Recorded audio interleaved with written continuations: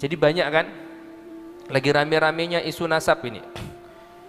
Sebagian orang yang benci dengan para habaib, sebagian orang yang benci dengan ahlul bait Rasulullah, keluarga Rasulullah, terutama Sadah Ali Ba'alawi, para habaib yang ada, terutama dari keturunan Al-Muhajir Ahmad bin Isa, Sayyidina Ubaidillah bin Ahmad Al-Muhajir.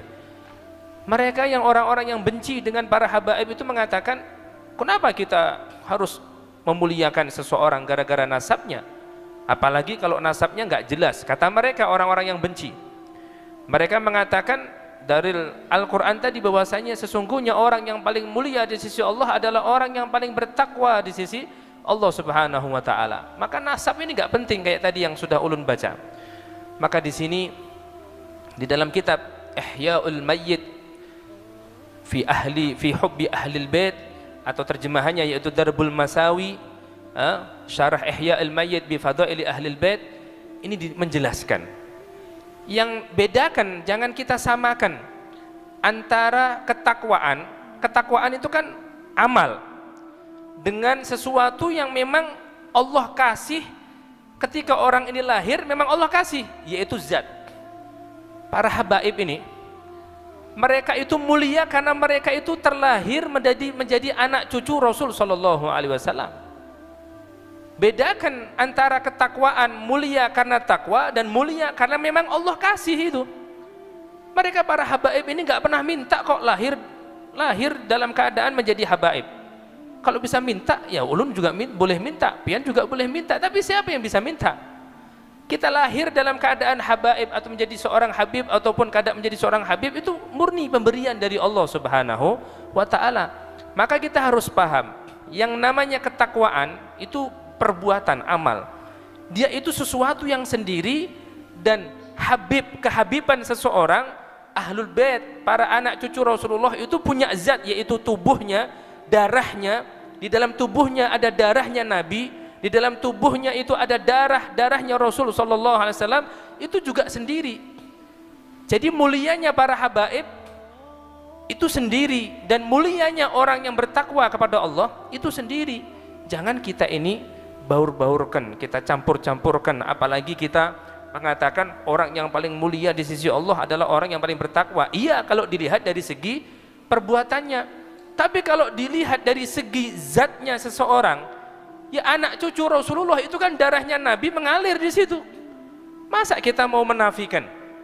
Masa kita mau menafikan sesuatu yang ada hubungannya dengan Nabi Muhammad? Madinah mulia karena Nabi ada di situ. Madinah mulia karena jasad Nabi ada di situ. Seandainya jasad Nabi nggak ada di kota Madinah, Madinah nggak semulia itu, Madinah nggak seistimewa itu. Sama, para habaib ini memang mereka nggak pernah minta, tapi Allah kasih. Lah kita sebagai orang yang beriman kepada Allah dan Nabi Muhammad, kita sebagai orang yang mengaku cinta kepada Nabi Muhammad, masa kita ini ketika ke kota Madinah kita merasa Masya Allah luar biasa karena di situ ada Nabi Muhammad? Lah ini ada orang yang darah Nabi Muhammad ada ngalir di situ. Kenapa kok kita merasa bahwasanya wah ini orang sama ulun, ini orang sama, yang membedakan ulun sama orang ini adalah ketakwaan. Ini orang yang nggak faham, orang yang nggak bisa membedakan kemuliaan yang diberikan oleh Allah karena ketakwaan yang berupa perbuatan dengan kemuliaan yang Allah berikan tanpa diminta, seperti kemuliaan para habaib.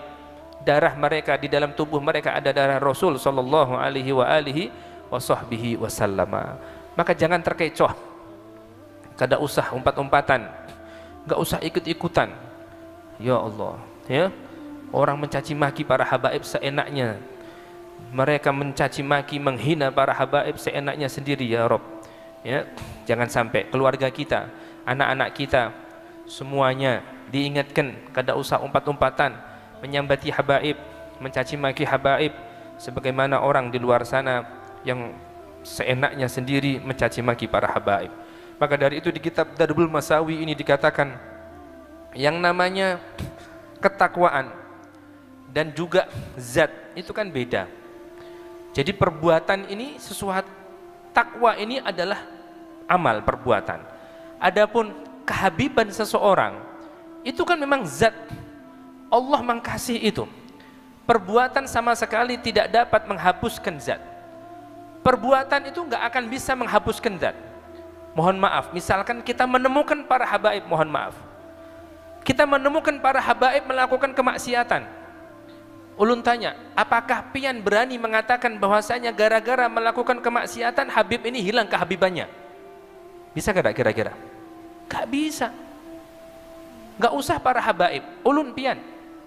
Kita anaknya abah kita, ulun bin abah ulun, namanya Husnuddin. Masa ulun gara-gara melakukan kesalahan langsung hilang? Gara-gara ulun melakukan kesalahan terus langsung otomatis hilang ulun lain bin Husnuddin gitu? Gak mungkin. Sama para habaib itu, mohon maaf, sebejat apapun kelakuan mereka, itu nggak akan bisa menghapus kehabiban mereka. Pahami itu. Makanya ulun ingatkan, kalau kita melihat habaib yang akhlaknya kada sesuai dengan akhlak datuknya yaitu Rasul sallallahu alaihi wasallam, jangan kita mencaci kehabibannya, jangan kita menghina kehabibannya, jangan. Sayangi diri kita, kasihan loh. Kasihan kalau sampai ada orang yang melihat habaib misalkan kelakuannya kada sesuai dengan akhlaknya Nabi, kemudian dicaci maki. Coba di medsos itu kan kayak itu. Di medsos itu luar biasa. Gara-gara oknum habaib yang ceramahnya keras, yang ceramahnya mencaci maki presiden misalkan, mencaci maki pemimpin, akhirnya orang-orang banyak mencela. Nabi enggak kayak itu. Apa ini? Bukan keturunan Nabi. Nabi itu enggak kayak itu. Ya Allah, Nabi Nuh anaknya Kan'an, enggak kayak abahnya. Ya kan? Terus kita mau menafikan, oh Kan'an itu bukan anaknya Nabi Nuh. Jangan kita ini menghilangkan kehabiban seseorang. Jangan kita ini mencela Habib gara-gara kelakuannya. Jangan kita mencaci maki kehabiban seseorang gara-gara akhlaknya. Jangan. Para habaib punya beban, punya amanah, punya tanggung jawab. Kayak apa? Aku ini Habib, aku harus menjaga akhlaknya datukku yaitu Rasulullah SAW. Tapi kita yang bukan Habib, ulun pian yang bukan Habib, jangan sampai mencaci maki Habib gara-gara kelakuan. Ini penyakit di masyarakat. Ada habaib yang kada sesuai dengan kelakuannya seperti Nabi, dicaci maki. Wah, ini bukan Habib ini. Ini bukan Habib. Kalau Habib akhlaknya pasti kayak Nabi. Ya Allah, anak pian aja banyak kok pian orang baik, masya Allah. Pian rajin tulak ke majelis. Anak pian apakah rajin tulak majelis? Pian yang rajin bersedekah, apakah anak-anak pian juga rajin bersedekah? Pian yang kada suah menyambati orang, apakah anak pian juga sama kada suah menyambati orang? Artinya kita ini seperti ini baiknya misalkan, ya belum tentu anak kita pasti baik. Maka jangan sampai kelakuan para habaib, apalagi hanya oknum habaib yang kurang sesuai dengan akhlak datuknya yaitu Rasulullah, terus kita langsung caci maki para habaib. Ya Allah, jadi kasihan. Bukan kasihan para habaib. Habaib itu kita caci, mereka tetap mulia karena di dalam tubuhnya ada darah Nabi Muhammad. Tapi kasihan kita, kita yang di dalam darah kita nggak tahu darah siapa. Diusut, mentang-mentang hidungnya mancung, diusut-usut ternyata keturunan orang Arab nih. Tapi tahu-taunya Abu Jahal nih. Kita yang mencaci maki habaib, ya Allah, karena kita merasa lebih mulia, misalkan gara-gara keilmuan kita, ketakwaan kita, nggak ada apa-apanya dibandingkan dengan habaib yang mereka itu punya kemuliaan karena zatnya, yaitu darahnya Rasulullah ada pada diri mereka. Maka dari itu, ayo, ini di zaman-zaman kayak ini nih, ya Allah, banyak orang yang mencaci maki para habaib, banyak orang yang mencaci maki dzurriyyat Rasulullah, meragukan dzurriyyat Rasulullah. Kada usah umpat-umpatan, ya? Kada usah umpat-umpatan. Misalkan di samping ulun ada Habib Arba'in As-Saggaf, Sidin bin Habib Fulan bin Fulan. Kalau memang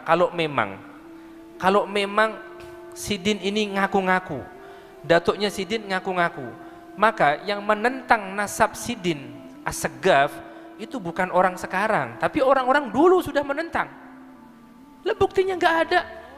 Ini ada Habib Zain Barakbah. Kalau memang Sidin ini ngaku-ngaku habaib, Datuk-datuk Sidin ini ngaku-ngaku habaib, bukan anak cucu Rasulullah. Maka yang menentang,